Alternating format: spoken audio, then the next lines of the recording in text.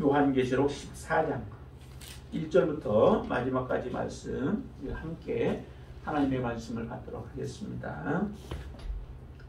요한계시록 14장 1절로 마지막까지입니다. 함께 받습니다. 또 내가 보니 보라 어린 양이 시온산에 섰고 그와 함께 14만 4천이 서 있는데 그들의 이마에는 어린 양의 이름과 그 아버지의 이름을 쓴 것이 있더라. 내가 하늘에서 나는 소리를 들으니 많은 물소리와도 같고 큰 우레소리와도 같은데 내가 들은 소리는 검은 고 타는 자들이 그 검은 고를 타는 것 같더라. 그들이 보좌 앞과 네 생물과 장로들 앞에서 새 노래를 부르니 땅에서 속량함을 받은 14만 4천 밖에는 능히 이 노래를 배울 자가 없더라. 이 사람들은 여자와 더불어 더럽히지 아니하고 순결한 자라. 어린 양이 어디로 인도하는지에 따라가는 자며 사람 가운데에서 속량함을 받아 처음 익은 열매로 하나님과 어린 양에게 속한 자들이니 그 입에 거짓말이 없고 흠이 없는 자들이더라. 또 보니 다른 천사가 공중에 날아가는데 땅에 거주하는 자들 곧 모든 민족과 종족과 방언과 백성에게 전할 영원한 복음을 가졌더라. 그가 큰 음성으로 이르되 하나님을 두려워하며 그에게 영광을 돌리라. 이는 그의 심판의 시간이 이르렀음이니 하늘과 땅과 바다와 물들의 근원을 만드신 이를 경배하라 하더라. 또 다른 천사 곧 둘째가 그 뒤를 따라 말하되 무너졌도다 무너졌도다 큰 성 바빌론이요 모든 나라에게 그의 음행으로 말미암아 진노의 포도주를 먹이던 자로다 하더라. 또 다른 천사 곧 셋째가 그 뒤를 따라 큰 음성으로 이르되 만일 누구든지 짐승과 그의 우상에게 경배하고 이마에나 손에 표를 받으면 그도 하나님의 진노의 포도주를 마시리니 그 진노의 잔에 섞인 것이 없이 부은 포도주라. 거룩한 천사들 앞과 어린 양 앞에서 불과 유황으로 고난을 받으리니 그 고난의 연기가 세세토록 올라가리로다. 짐승과 그의 우상에게 경배하고 그의 이름표를 받는 자는 누구든지 밤낮 쉼을 얻지 못하리라 하더라. 성도들의 인내가 여기 있나니 그들은 하나님의 계명과 예수에 대한 믿음을 지키는 자니라. 또 내가 들으니 하늘에서 음성이 나서 이르되 기록하라. 지금 이후로 주 안에서 죽는 자들은 복이 있도다 하시매 성령이 이르시되 그러하다. 그들이 수고를 그치고 쉬리니 이는 그들의 행한 일이 따름이라 하시더라. 또 내가 보니 흰 구름이 있고 구름 위에 인자와 같은 이가 앉으셨는데 그 머리에는 금 면류관이 있고 그 손에는 예리한 낫을 가졌더라. 또 다른 천사가 성전으로부터 나와 구름 위에 앉은 이를 향하여 큰 음성으로 외쳐 이르되 당신의 낫을 휘둘러 거두소서. 땅의 곡식이 다 익어 거둘 때가 이르렀습니다 하니 구름 위에 앉으신 이가 낫을 땅에 흐르매 땅의 곡식이 거두어지니라. 또 다른 천사가 하늘에 있는 성전에서 나오는데 역시 예리한 낫을 가졌더라. 또 불을 다스리는 다른 천사가 제단으로부터 나와 예리한 낫 가진 자를 향하여 큰 음성으로 불러 이르되 내 예리한 낫을 휘둘러 땅에 포도송이를 거두라. 그 포도가 익었느니라 하더라. 천사가 낫을 땅에 휘둘러 땅에 포도를 거두어 하나님의 진노의 큰 포도주 틀에 던지매 성 밖에서 그 틀이 밟히니 틀에서 피가 나서 말 굴레까지 닿았고 1600 스타디온에 퍼졌더라. 아멘. 자, 우리 요한계시록을 여러분들이 지금 계속 보고 있는데요. 요한계시록의 큰 틀들을 여러분들이 조금 기억을 하고 계실 겁니다. 일단은 요한계시록을 좀 어려워하시는 분들이 전체적인 큰 틀을 잘 모르고 있기 때문에 또 어려워하는 분들이 많이 있죠. 그래서 처음에 보면은 처음은 일단 교회들에 대해서 하나님께서 말씀을 해주셨다라고 말씀을 드렸습니다. 그래서 7교회를 향하신 그 말씀들이 7교회를 온전하게 하시는 말씀이었죠. 온전한 교회만이 하나님 앞에 선자여 하나님 앞에 14만 4천과 같은 온전한 자들이 되어지기 때문에 온전한 교회는 지속해서 온전해야 하고 부족한 부분이 있는 자들은 그 부족함을 채워야 하죠. 음행에 더러워졌던 자들은 그 음행으로부터 정결케 되어져야 돼요. 음행을 끊고 정결케 되어지고 선한 일들을 행하던 자들은 지속적으로 선한 일들을 행하면서 하나님의 뜻을 이루어낼 때에 그들이 바로 하나님을 찬양하는 또 구원의 노래를 부르는 자들이 결과적으로 마지막에 구원을 찬양하는 그런 자들이 되어질 것입니다.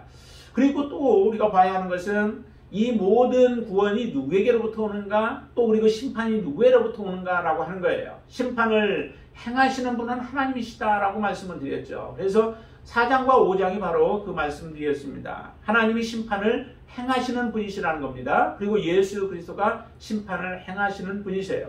그리고 심판을 행하시지만 또 그 심판 가운데서 구원을 이루시는 분이 누구시냐면은 바로 하나님이시다라고 하는 거죠. 그래서 인맞은 자들이 나오는 그 내용들도 6장 7장의 내용들이 인맞은 자들과 또 그 가운데서 구원하시는 하나님의 역사를 보는 것이 바로 6장 7장의 내용들이었습니다. 하나님이 구원하시죠. 하나님이 인을 치시고 그들을 보호하시고 그들을 하나님께서 지켜주시는 분이 하나님이시다라고 말씀을 드렸습니다.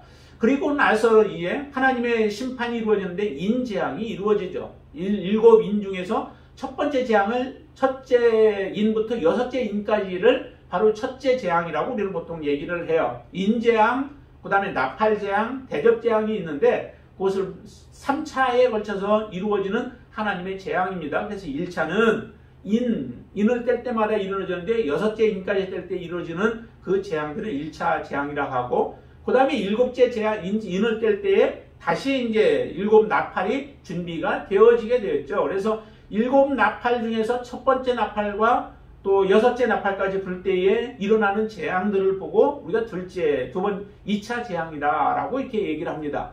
그리고 나서 2차 재앙까지 이루어지고 나서 그 다음에 잠시 동안 다른 내용들이 나오는데 그게 바로 어떤 내용이냐면 그리스도인들, 정말 하나님의 자녀들, 예수 그리스도의 자손들, 그 자손들이 고난을 당하는 7년 대환란에 대한 내용들이 10장부터 시작해서 13장까지 이렇게 나오게 되어 있습니다. 그것을 우리가 지난주까지 내용들을 보아왔었죠. 그래서 하나님의 자녀들이 정말 믿음 때문에 예수 그리스도의 계명 때문에 엄청난 고난들을 당하게 되어집니다. 이 고난은 하나님이 주시는 것이 아니었죠. 사단이 그 용이 바로 바다에서부터 올라온 짐승과 그 다음에 땅에서부터 올라온 짐승들에 의하여서 고난을 당하게 되어집니다. 바다에서 올라온 짐승을 경배하게 만들죠. 그것이 바로 땅에서 나온 그 짐승이 그렇게 하는데 그 짐승은 곧 선지자라고 얘기를 했습니다. 하나님 용에게 쓰임받는 선지자였죠. 그 선지자가 우상을 만들어 놓고 첫 번째 나온 그 짐승을 섬기게 만드는 일들인데 그 섬기는 일들을 하지 않고 거부하는 자들, 이런 사람들이 이제 죽임을 당하게 되어지죠. 그리고 그 우상을 섬기는 자들은 이제 666 표를 받은 자들이다라고 얘기를 하고 그들은 하나님의 심판 가운데 나아가게 되어집니다. 그리고 이렇게 해서 그리스도인들이 7년 대환란을 끝나게 되어지면 그 다음에 이제 마지막 재앙이 3차 재앙이 이루어집니다. 그 3차 재앙이 바로 7 대접의 재앙들이죠. 그 대접의 재앙들이 이루어지는 그 내용들을 우리가 이제 18장까지 내용 가운데서 보게 되어질 겁니다. 그리고 나서 19장부터 시작해서 22장까지의 그 내용들 가운데서 이제 우리는 하나님께서 우리를 위하여 예비한 그 하늘나라를 예비하고 그 다음에 어린 양의 혼인잔치를 예비하고 하는 그런 내용들을 우리가 쭉 보게 되어질 것입니다. 근데 오늘 이제 14장에서는 두 소리가 들려져요. 하나는 찬양 소리가 들리는데 하나는 찬양의 소리죠. 어떤 찬양의 소리인가요? 그것은 새 노래를 부르는 찬양입니다. 이것은 구원의 노래라고 얘기를 할 수 있겠죠. 근데 그 새 노래를 누가 부를 수 있을까요? 부를 수 있는 사람들이 있는데 새 노래를 부를 수 있는 사람들은 특별히 제한되어져 있죠. 모든 사람들이 이 새 노래를 부르는 것이 아닙니다. 거기에 1절에 보면 이렇게 나오죠. 또 내가 보니 보라 어린 양이 시온산에 섰고 그와 함께 14만 4천이 서 있는데 그들의 이마에는 어린 양의 이름과 그 아버지의 이름을 쓴 것이 있더라 라고 하는데 이 14만 4천이 바로 새 노래를 부르는 자들이죠. 새 노래를 부르는 그런 자들이 바로 이 14만 4천입니다. 13장 마지막 절 거기에 보면 666이라고 하는 그런 숫자가 나오는데 그것과 대조된 상징적인 숫자가 바로 14만 4천에 해당돼요. 그러니까 666은 우상을 경배하고 우상을 섬기는 자들의 상징이라고 한다면 바로 그것을 거부하고 오직 하나님만 섬기며 하나님만을 따르며 하나님 앞에 온전함으로 서 있는 자들이 바로 이 14만 4천에 해당되는 자들이죠. 이 14만 4천이 그래서 이렇게 표현을 하고 있는 겁니다. 그들의 이마에는 어린 양의 이름과 그 아버지의 이름을 쓴 것이 있다라고 말씀하시죠. 어린 양의 이름과 아버지의 이름이 그 이마에 써 있지 아니한 자들은 찬양을 부를 수 없는 자들입니다. 구원받지 못하는 자들에 해당되어지죠. 여러분들의 이름에, 여러분들의 이마에는 무엇이 쓰여 있나요? 뭐 딱 우리가 우리의 눈에 보이는 그런 것들은 없죠. 구원받은 자들이라고 해서 하나님이 우리의 이마에다 표시를 딱딱 하는 이런 부분은 아니에요. 이것도 하나의 상징적인 부분들이죠. 우리가 구원을 받았지만 우리 안에 성령이 계시지만 성령이 계신 것은 일반 사람들이 겉으로 보기에는 잘 모르죠. 그러나 우리의 삶을 통하여서 성령 받은 자인지 아닌지는 우리가 보여줄 수는 있는 것입니다. 여기에도 마찬가지죠. 이마에 어린 양의 이름과 그 아버지의 이름을 쓴 것이 있는 사람들은 하나님이 이미 그 속에 누가 어떤 자인가라고 하는 것을 알겠죠. 이미 예수 그리스도가 계시고 성령이 계심으로 인하여 그들의 삶의 모습이 다릅니다. 안디옥 교회에 있었던 그리스도인들, 예수님을 따르는 자들을 다른 그 지역에 있었던 사람들이 누구라고 그래요? 바로 예수 그리스도를 따르는 그 사람들을 보고 그리스도인이라고 얘기를 한 거죠. 다시 말하면 그리스도를 모방하고 또 그리스도와 같이 행하고 그리스도처럼 행하는 사람들, 그 삶의 모습이 그렇게 보여진 겁니다. 여러분들 안에 그런 모습이 있느냐는 거죠. 예수 그리스도의 이름이 드러나는 삶을 살고 하나님의 이름이 드러나는 삶을 여러분들이 살고 계시다라고 한다면 여러분들은 진정으로 하나님의 자녀요 또한 구원받은 하나님의 백성이다라고 하는 것입니다. 그러나 나의 삶이 전혀 세상 사람들과 다를 바가 없는 모습으로 그런 가치관으로 살아가고 그런 삶의 방식으로 살아가고 삶의 태도로 살아가면서 다른 사람들로부터 우리가 오히려 세상 사람들보다 못한 모습으로 살아가고 있는 사람들이라면 우리는 이 14만 4천에 해당되지 못하는 자들에 해당되어질 것입니다. 초대교회의 삶의 모습도 마찬가지 아니에요. 그들의 모습 속에서는 세상 사람들, 아직 예수 그리스도를 믿지 못하는 사람들, 예수가 죽었다가 다시 살아나셨고 그분이 부활하신 것에 대해서 믿지 못하는 그 사람들은 그 사람들의 눈에 볼 때에는 그리스도 교회 안에 들어온 사람들의 삶의 모습이 놀랍게 변화되어진 거예요. 다른 거예요.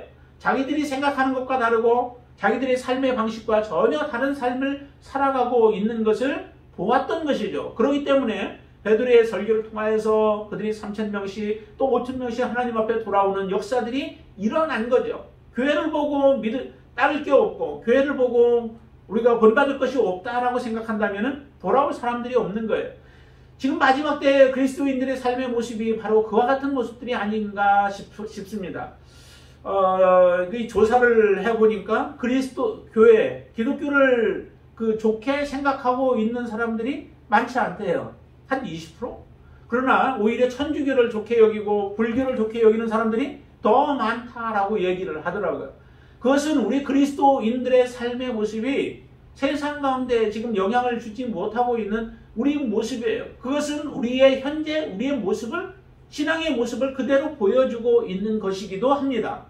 우리의 모습 속에 우리의 이마에 정말 그 어린 양의 이름이 있고 아버지의 이름이 우리의 이마에서 드러나고 있는가? 예수 그리스도를 드러내고 있는가? 예수의 삶을 내가 살아가고 있는가? 그 희생적인 삶을 살아가고 있고 이타적인 삶을 살아가고 있고 헌신의 삶을 살아가고 있는가라고 하는 것을 우리가 다시 한번 생각해 봐야 하는 하나님의 말씀인 줄로 믿습니다. 자, 그런데 이 14만 4천이 3절 보시면은 이렇게 얘기를 하죠. 한번 보죠. 같이 한번 읽어보겠습니다. 그들이 보좌 앞과 네 생물과 장로들 앞에서 새 노래를 부르니 땅에서 속량함을 받은 14만 4천 밖에는 능히 이 노래를 배울 자가 없더라 라고 말씀합니다. 어떻게 이 노래를 14만 4천밖에 배울 사람이 없을까요? 그것은 그냥 일반적인 우리가 악보를 그려서 부르는 그런 노래가 아니라는 거죠. 이것은 삶의 변화가 일어난 사람들이 부를 수 있는 노래라고 하는 거예요.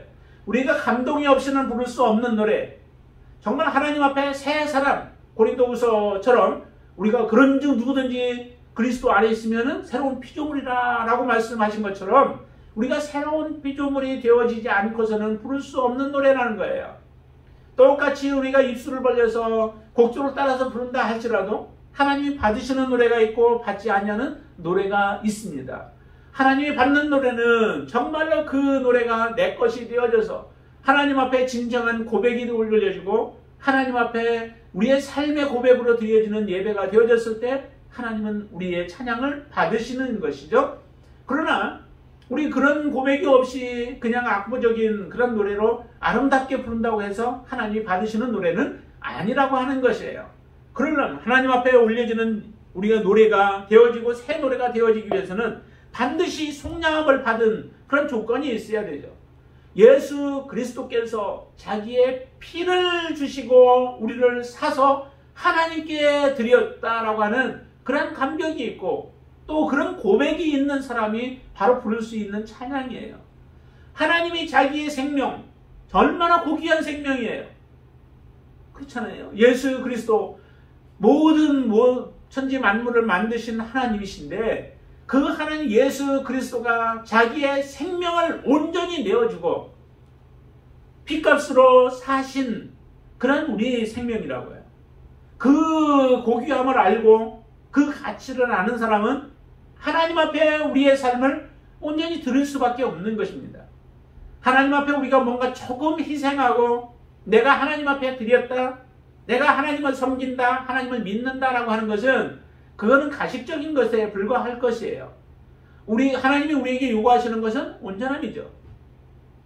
하나님이 아브라함에게 하나님께서 말씀하시고 또 그를 불러서 내가 너를 믿음의 조상이 되게 하시겠다라고 하실 때에 하나님이 그렇게 약속하셨을 때는 아브라함도 하나님 앞에 온전한 것을 드리는 것이죠.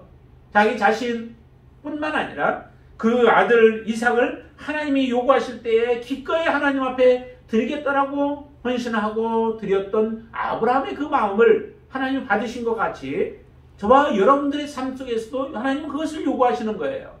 하나님 우리의 온전함을 요구하십니다. 하나님 앞에 그 속량함을 받은 사람은 그렇게 드릴 수 있는 사람들이죠.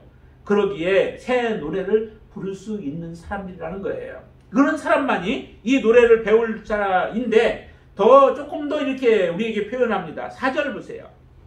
4절 말씀 한 가지 보시죠. 이 사람들은 여자와 더불어 더럽히지 아니하였다라고 말씀하시죠. 그래서 순결한 자라고 얘기를 해요. 근데 여자가 누구를 얘기할까요? 어떤 사람들은 그냥 이 여자를 일반적인 여자로 생각하는 사람들도 있어요. 그러나 실제적으로 그 제사를 드릴 때에는 여자들 가까이 하지 못하게 하기도 했었어요. 그렇죠? 하나님 앞에 제물을 먹으려면은 여자를 가까이 하지 않는 그 다윗에게도 말씀하실 때에도 성물을 먹을 때 그렇게 요구하기도 했어요. 그러나 여기서 얘기하는 것은 그 여자들과의 그 관계가 아니죠. 여자를 모르는 사람들만 구원받는다라고 하는 것도 아니고요. 이거는 여자는 곧 여기에 계속 이제 앞으로 나오는 음녀, 큰 음녀에 해당되는 것을 얘기를 해요. 그 음녀라고 하는 것은 또 어떤 여자를 얘기하는 것이 아니라 세상을 두고서도 보통 그렇게 얘기를 하시죠. 세상에 빠져있고 또한 우상을 섬기는 그런 자들은 이미 간음한 자들이라고 말씀을 하세요. 우리가 하나님 앞에 정결한 자가 되고 하나님 앞에 순결한 자가 되기 위해서는 오직 우리의 마음을 하나님께만 드리는 거예요. 한 남자의 아내가 되어지고 한 여자의 남편이 되어지기 위해서는 오직 그 여자와 또 남자를 오직 한 사람만 사랑하겠다고 고백하는 가운데서 우리는 부부가 되어지는 것과 마찬가지입니다. 하나님께서 우리를 예수 그리스도의 온전한 신부로 삼기 위해서는 오직 예수 그리스도만을 사랑한다고 고백하는 자, 그 외에 다른 것들이 우리의 마음을 흩트려 놓지 못하고 빼앗지 못하는 그 심령만이 하나님 앞에 순결한 신부가 되어지고 정결한 신부가 되어지기 때문에 그렇습니다. 그래서 더군다나 666을 받은 자들과 같은 자들은 하나님의 거룩한 신부가 되어질 수도 없고 이처럼 14만 4천에 속하여 하나님을 새 노래로 찬양할 수 없는 자들이 되어지죠. 오직 하나님을 찬양할 수 있는 자들은 여자와 더불어 더럽히지 않은 순결한 자들이다라고 우리에게 말씀하고 계십니다. 고린도후서도 한번 볼까요? 고린도후서 11장을 보면은 거기에 이렇게 표현을 해요. 고린도후서 11장을 보시면 우리와 하나님과의 관계를 하나의 우리를 신부로 표현을 하고 있죠. 11장 2절 말씀 한번 보실까요? 2절 같이 한번 읽습니다.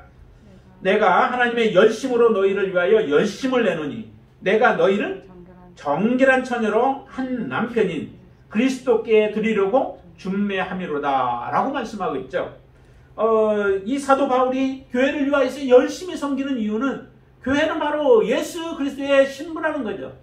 그럼 신부가 왜 이렇게 많으냐? 온전한 그 우주적인 한 교회를 얘기를 하죠. 주님 앞에 온전하게 믿음으로 서 있는 사람들의 그 모임, 작은 교회들 뭐 다 많이 있지만은 그 교회들이 온전한 한 교회가 되어지는 거예요. 예수 그리스도의 예수 그리스도 앞에 드려지는 그러한 정결한 처녀로 우리 모든 사람들이 하나가 되어져서 그렇게 드리도록 하기 위하여 사도 바울은 지금 힘쓰고 있다라고 말씀하신 것 같이 우리는 바로 이 여자와 더불어서 더럽히지 않는 그런 자가 되어야 한다라고 하는 것입니다. 그리고 두 번째 보면은 거기에 이렇게 얘기하죠. 어린 양이 어디로 인도하든지 따라가는 자다라고 말씀해요. 주님이 어디로 인도하든지 여러분 따라갈 믿음의 준비가 되어 있습니까? 그 길이 험난한 길이라 할지라도 따라갈 준비가 되어 있습니까? 시편 23편에서는 말씀하시죠. 여호와는 나의 목자시니 내게 부족함이 없으리로다. 그가 나를 푸른 초장으로 인도하시고 쉴만한 물가로 인도하신다. 그런데 그 다음에 얘기를 해요. 우리의 영혼을 소성시키시고 자기 이름을 위하여 의의 길로 인도하시는데 우리의 길들이 사망의 음침한 골짜기와 같은 곳을 지나게 하신다라고 하는 거죠. 그렇지만 그 골짜기를 지날 때에 하나님이 우리를 떠나 계시지 않는다는 겁니다. 목자가 우리와 항상 늘 함께 하신다는 거죠. 오히려 위험한 곳일수록 더욱더 밀접한 관계 속에서 주님을 섬기도록 또 주님이 우리를 그렇게 보호하고 계신다는 거예요. 그런 길로 우리를 인도한다 하실지라도 우리는 따라가는 자라는 거죠. 그게 바로 목자와 양과의 관계예요. 목자는 양들을 알고 양은 목자의 음성을 알아서 따라간다는 겁니다. 다른 목자가 부르면은 따라가지 않습니다. 거짓 목자가 불러도 따라가지 않습니다. 오직 양은 자기의 주인 되는 목자의 음성만 듣고 그 음성을 따라가는 자가 바로 그 목자의 진정한 양이라는 거죠. 여러분들은 누구의 음성을 따라가고 계신가요? 여러분들은 누구의 음성에 매료되어 있습니까? 여러분들은 무엇에 관심이 있고 무엇에 여러분들은 빠져 있습니까?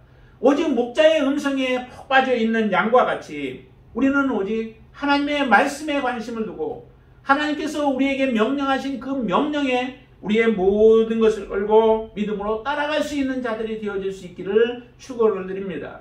그럴 때 우리는 바로 24만 4천의 온전한 가운데 들어갈 수 있게 되어진다는 거예요.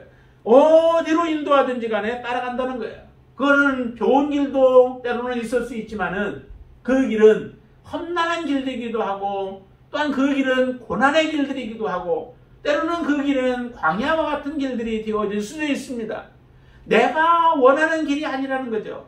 그 길은 목자가 비전을 가지고 가는 길들이요. 목자가 가는 길이 바로 양들이 따라가야 할 길들이라는 겁니다. 사람들은 착각을 해요. 내가 원하는 길로 나를 인도해 주기를 우리는 그렇게 기도를 하죠. 거룩한 기도조차도 그와 같은 기도로 바뀌어지는 경우들이 있습니다. 오직 하나님을 인정하고 하나님을 신뢰하고 하나님을 믿고 하나님이 나를 온전한 생명수 가운데로 인도하고 또한 하나님께서 영생의 길로 나를 인도하고 또 하나님께서 축복의 길로 인도해 주실 것에 대한 신뢰가 있다면 우리는 그 길을 주저하지 아니하고 따라가게 되어질 것입니다. 무엇이 가로막았든 어떤 장애물이 있든 어떤 고난이 있든 어떤 아픔이 있든 그 길을 따라가게 되어질 것입니다. 여기 14만 4천들 7장에도 나왔고 14장에도 나오는 또 그리고 21장에도 등장하게 되어지는 그 14만 4천이라고 하는 그 숫자, 그 사람들은 오직 이처럼 예수 그리스도께 모든 것을 걸고 따라가는 사람들이에요. 거기에는 주저함이 없습니다. 여러분들 주님을 따라가는 그 일에 정말로 어떤 일들이 있다고 해서 어려움이 있다고 해서 포기하지 마시기를 바랍니다. 오직 예수 그리스도 손잡고 믿음으로 따라가시길 바랍니다. 그 길만이 생명의 길이요, 그 길만이 영생의 길이요, 그 길만이 하나님이 우리에게 주시고자 하는 영원한 축복을 누리는 길인 줄로 믿으시기를 바라고, 염려와 두려움과 의심 없이 따라가시는 여러분들 되시기를 바랍니다. 자, 그 다음에 보시면 또 이렇게 얘기를 하죠. 사람 가운데서 속량함을 받아 처음 익은 열매로 하나님과 어린 양에게 속한 자들이다 라고 말씀하시죠. 처음 익은 열매는 예수 그리스도를 첫 열매라고 우리가 말씀을 하죠. 그것은 부활의 첫 열매로 말씀을 드리는 겁니다. 예수님이 부활하셨기에 우리도 반드시 부활한다는 거죠. 그 부활의 첫 열매뿐만 아니라 첫 것은 다 하나님의 것에 소속되어 있어요.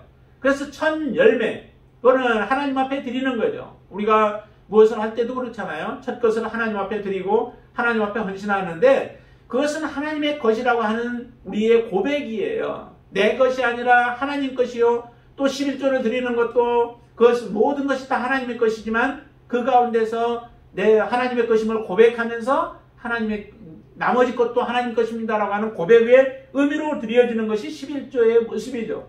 그리고 하나님 첫 번째 것은 다 하나님의 것으로 하나님은 그렇게 말씀하셨어요. 그것을 속하려면은 속전을 반드시 내어야 하죠. 하나님이 이스라엘 백성들을 가나안 성에 드릴 때에도 하나님은 처음에 말씀하시죠.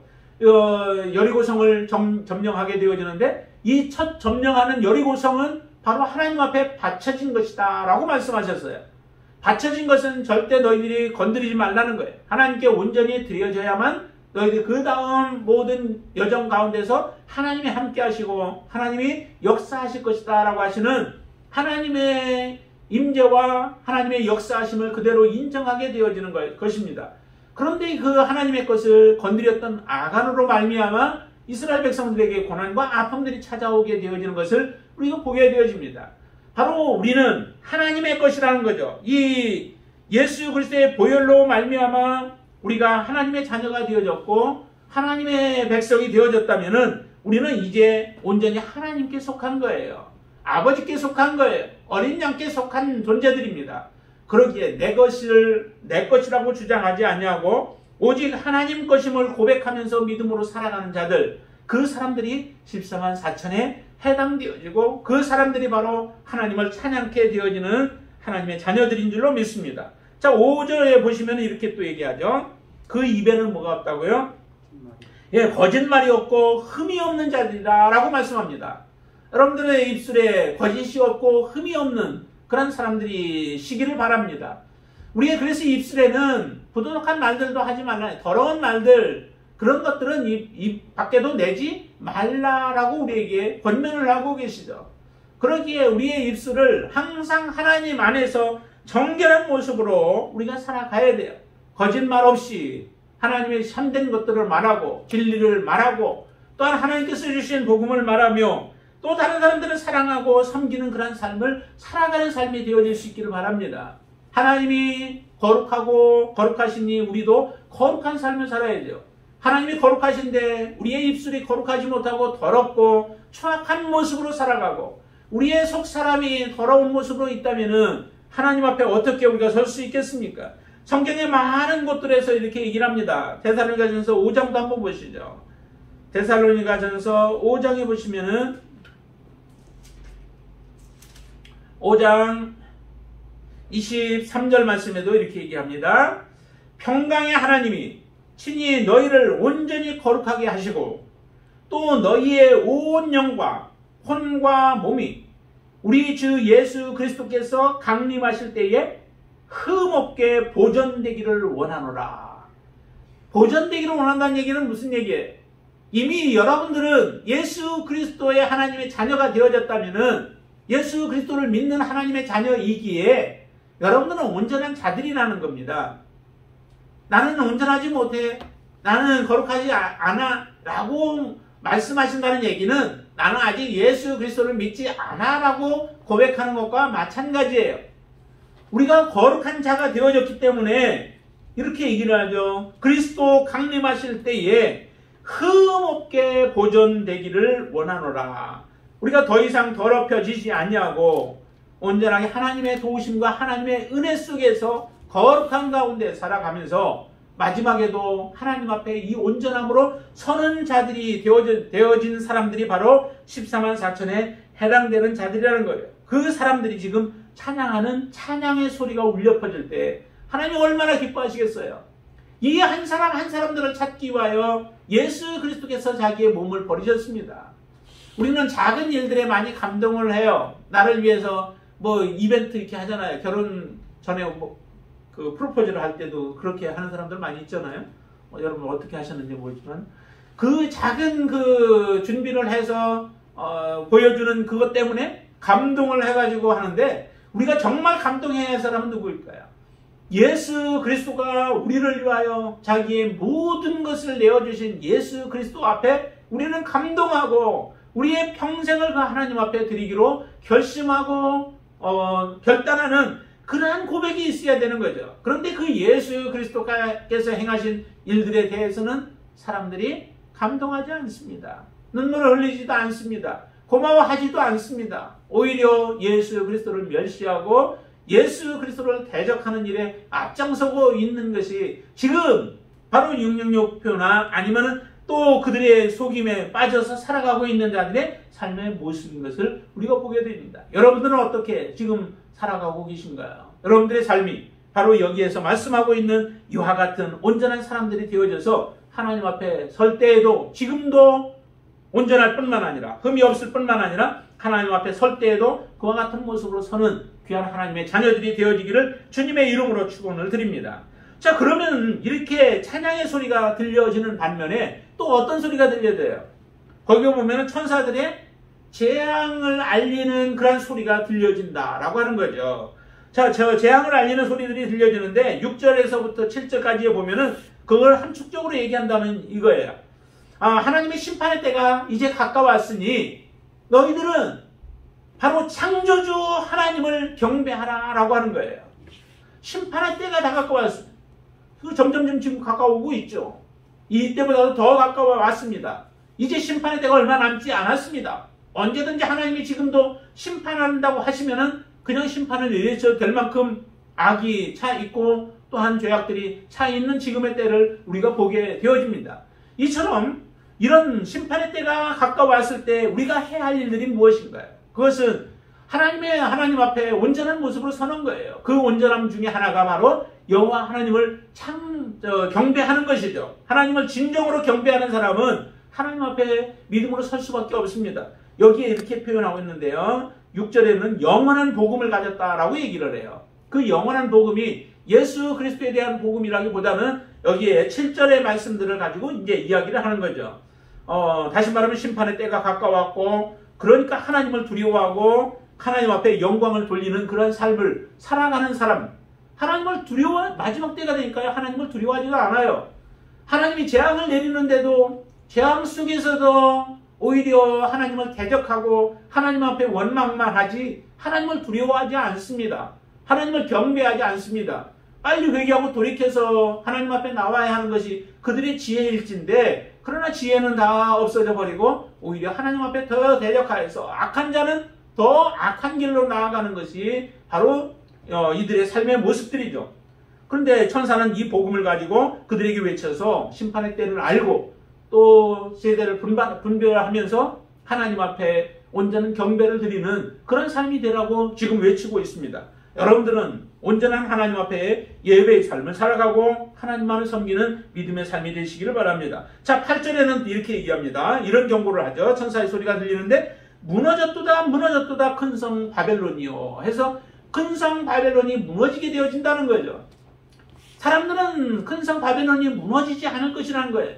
영원할 것이라고 그들은 확신을 가지고 있습니다. 그렇지만은 천사는 외칩니다. 큰 성 바벨론 무너졌도다 큰 성 바벨론이요 하면서 나중에 이제 뒤에 가서 17장 18장에 가면은 완전히 큰 성 바벨론이 무너지는 내용들을 좀 더 자세하게 내용이 나오죠.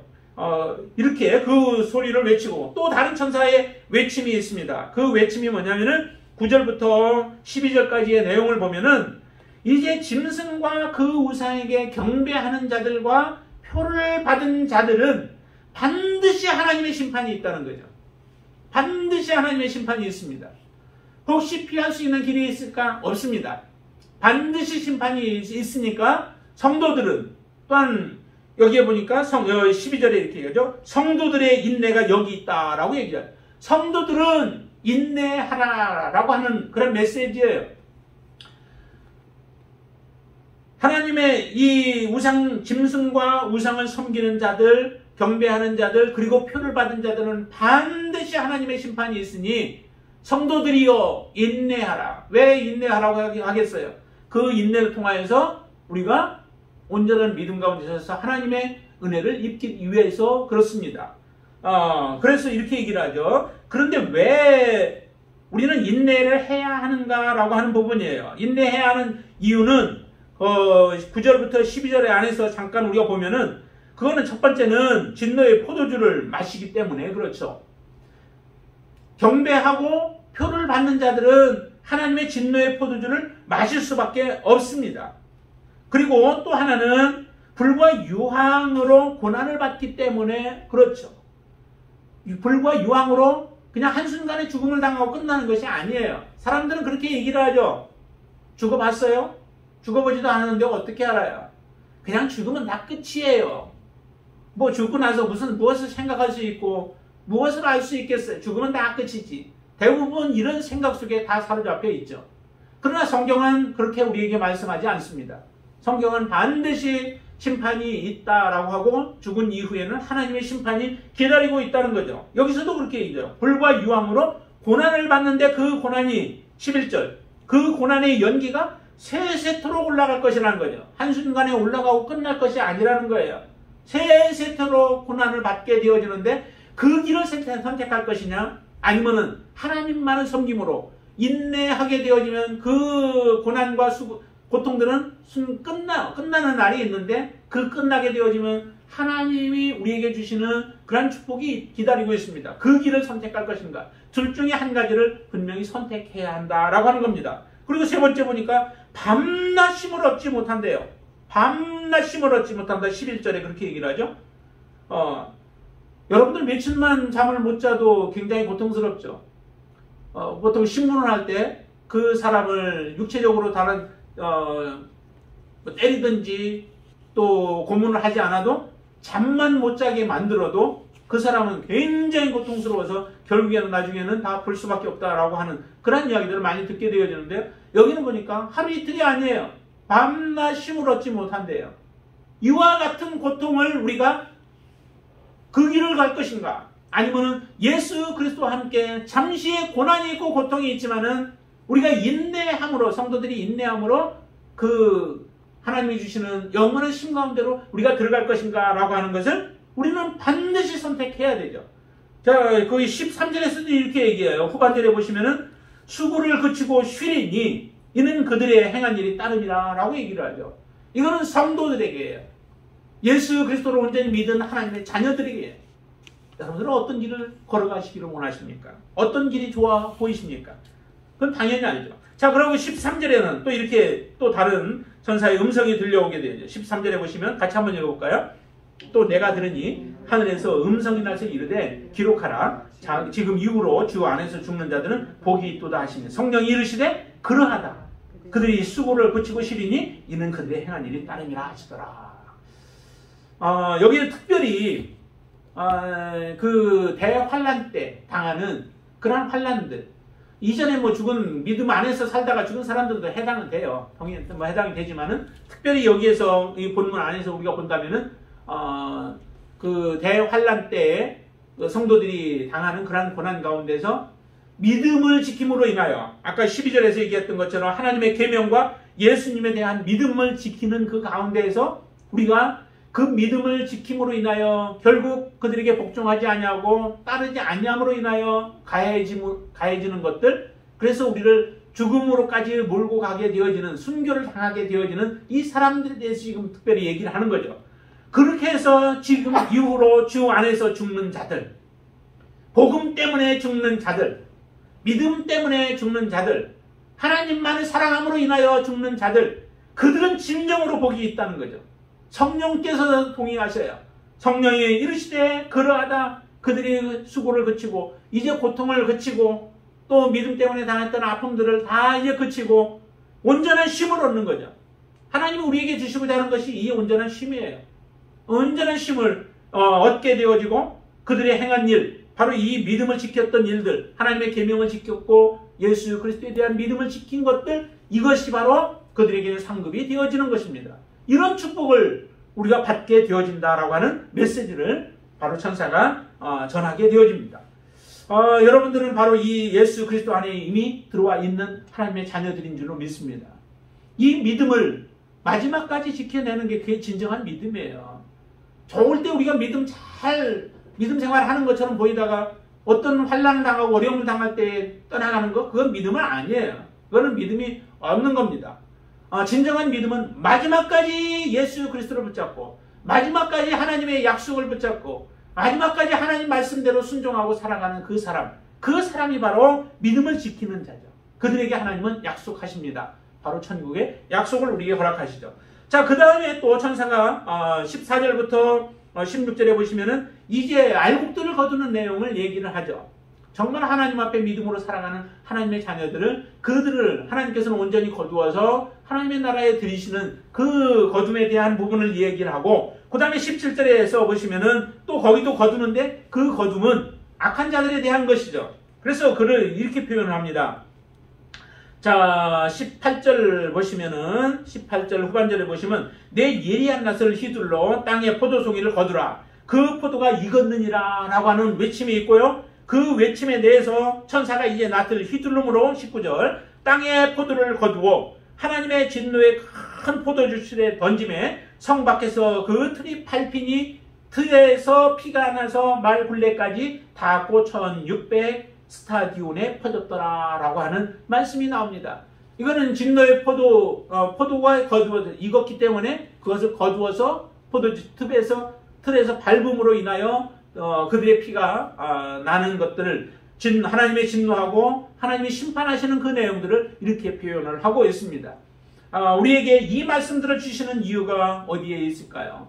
이 말씀을 주시는 이유는 정말로 하나님 앞에 우리가 어떻게 살아야 하는가라고 하는 것들을, 정말 두려움이 얼마나 많아요. 저 7년 대환란 같은 거는 정말 전무후무한 그런 대환란들 아니겠습니까? 그런 환란들이 임한다 할지라도 하나님의 자녀들은 반드시 하나님이 지켜주시고 하나님이 함께 하실 것이라는 거예요. 그리고 하나님은 반드시 우리에게 약속하신 것들을 이루어 주시는 분이십니다. 반면에 하나님을 떠나서 우상에게 나아가고 섬기고 우상을 표를 666을 받는 자들에게는 반드시 하나님의 심판이 있다는 거예요. 피할 길이 없다는 거예요.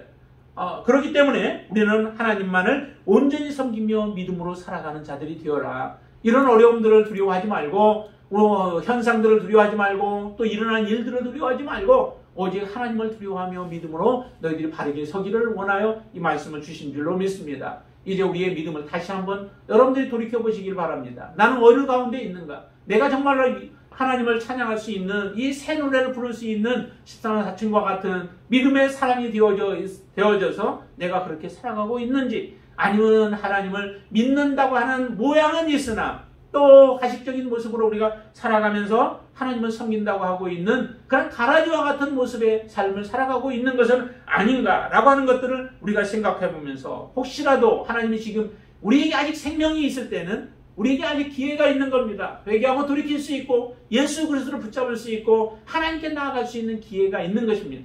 그 기회 동안에 우리가 온전하게 서서 주님을 섬김으로 하나님 앞에 우리가 설 수 있는 자, 흠이 없는 모습으로 설 수 있는 자가 되어질 수 있기를 주님의 이름으로 축원을 드립니다. 기도하겠습니다.